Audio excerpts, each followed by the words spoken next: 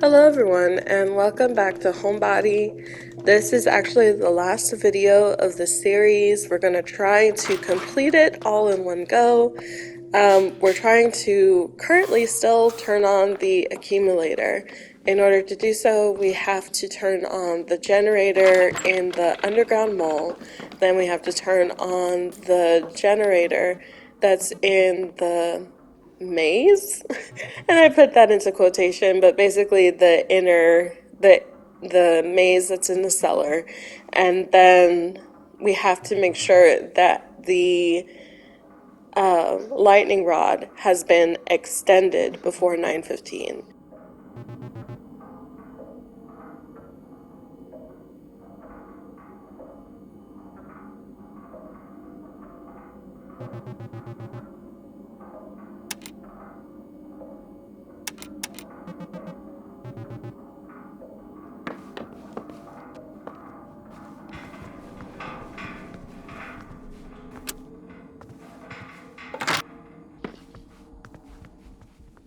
I think it's important to understand that while you may die a lot from the killer, it's not necessarily a fail state, which is usually what it would be in another video game.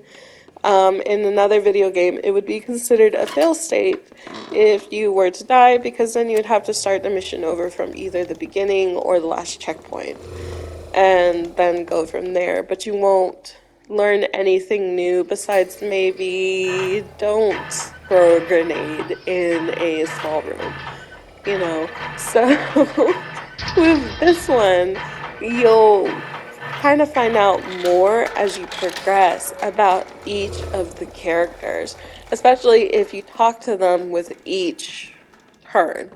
Like with Megan, if you talk with Megan and then find out about the Purd mysteries, when you encounter the Minesweeper, you can go back and talk to Megan and she'll tell you the theory, or she'll tell you the story of like a disgruntled employee who made an impossible game because he got fired or something like that. And like, give you the rundown of where it's tied into, and that prompts you to play the Purd Mysteries if you haven't already played it, because then you get to discover what she's talking about is actually true and use that to solve the puzzle.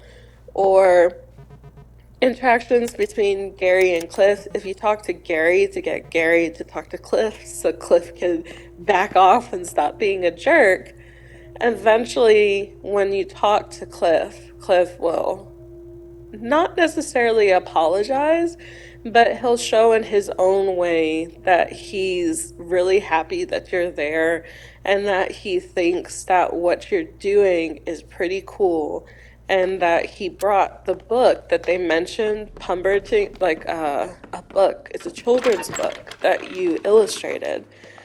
He'll mention it, says he's got a copy, and you can sign it for him, and he'll tell you thank you, for doing so. And that's pretty much all the interaction that you'll have with him after that point. But that takes like cycles, like many cycles of running around doing things, talking with him, talking with everybody else in order for it to happen. And I think that is cool that each interaction is a little bit different depending on the cycle. Like I told you in the last video, the cutscene with Francine holding up the triangle, capturing the moon in it, and she throws it, and it's like a car accident or something happens when they're arguing outside of like the giant hot dog. That is so ridiculous. But when you're talking to her then, and you have that argument, I got a cutscene. I got like a little like in-game thing where you walk into the study room and she's not in there anymore. She's not anywhere in the house. And the only thing that's left is a triangle with the moon in it and bloodstains. And that's it. You don't see her again. No matter how many times I died, it never resets. She's just gone.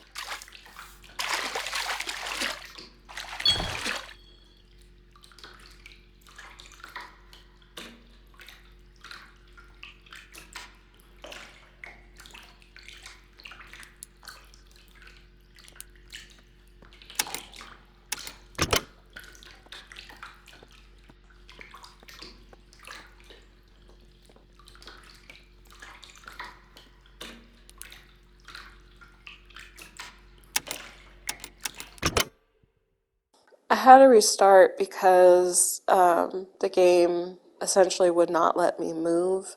Sometimes the game does glitch, and I've mentioned it before that sometimes it does glitch, but it's not anything that's like super, super, super terrible. But in this instance, I essentially had to restart the run by closing it out to the main menu.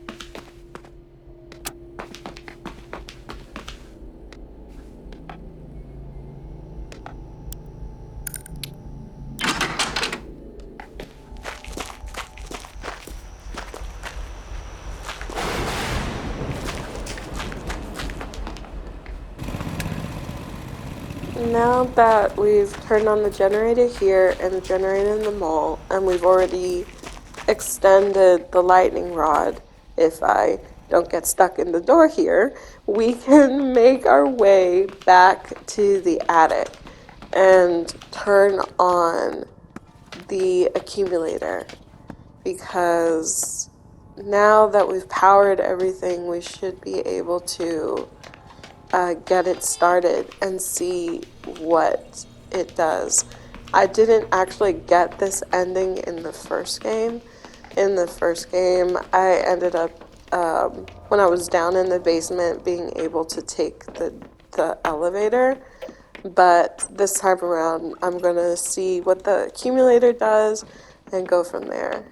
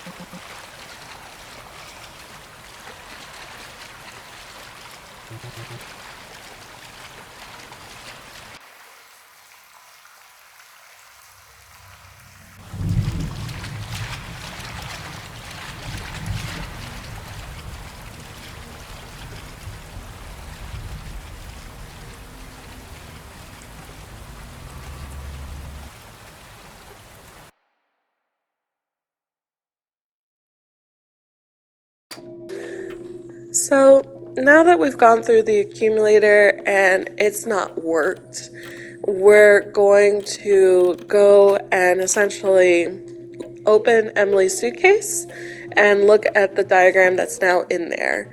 She used to have clothes in there, then it was empty. Now there's a sheet of paper that has all of the rooms in the house. This is to solve the puzzle for the elevator that's in the waiting room. You're essentially going to turn off lights in the house for specific rooms that need the lights to be off and turn on lights for others. And it's not going to take you very long. You don't need to talk to any of your friends anymore. All of their faces are essentially been replaced by the face that Laura had, and they're not going to say anything to you because at this point the game just wants you to focus on getting out. Like Pete said, you've drawn enough power from the house that essentially it's going to collapse on itself. You don't need to solve any other puzzles. You don't need to do anything else. Just run around, turn on the lights, turn off the lights.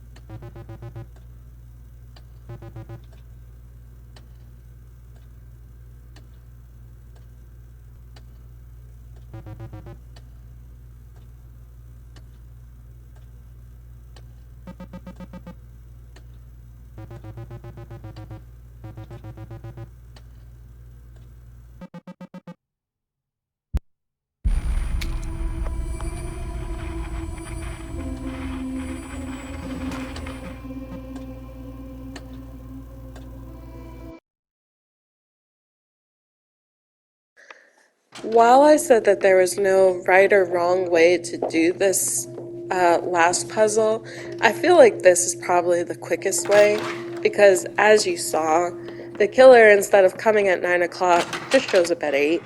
So, if you took your time turning off all the lights in the basement and the first floor first, and then try to run upstairs and get the rooms in the attic and then run back downstairs to the basement, you're going to encounter the killer and they're going to kill you at 8 o'clock. So I feel like this way is the fastest because then you'll get through all of the other rooms first, because this floor has more rooms than the first floor and more rooms than the basement floor.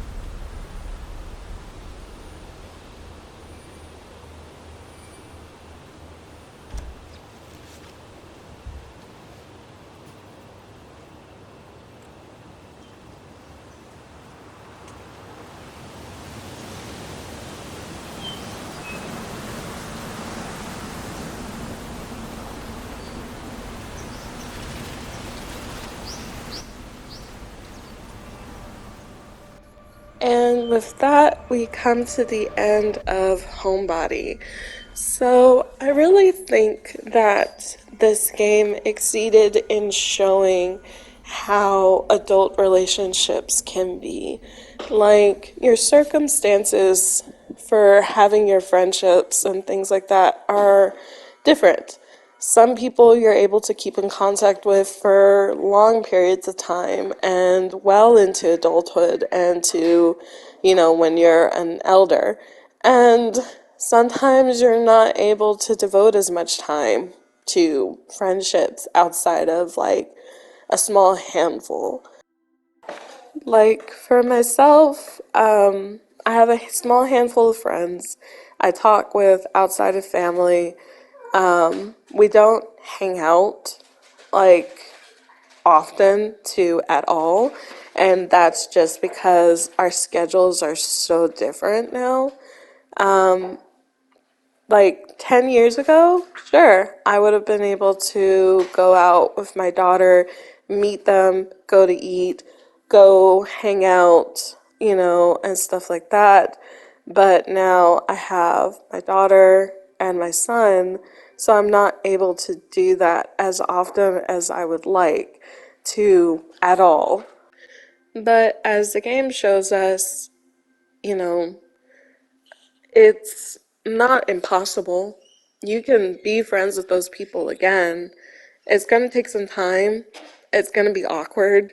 You're going to have a lot of false starts, and some people might be like Cliff and be really short with you because they're upset that you essentially stop talking to them without letting them know, why. But just take your time and things will get better. And if they don't, that's okay. But we have reached the end of our video. I really enjoyed this game. Of course, there are some glitches. I've talked about them a little bit, but nothing terrible. I don't have any plans for other games at this time. I was thinking about maybe going through the DLC for Callisto Protocol, just to kind of finish it out. But I think that was pretty much it. with that being said, I'm gonna go ahead and say my goodbyes, and I will see you in the next one. Bye.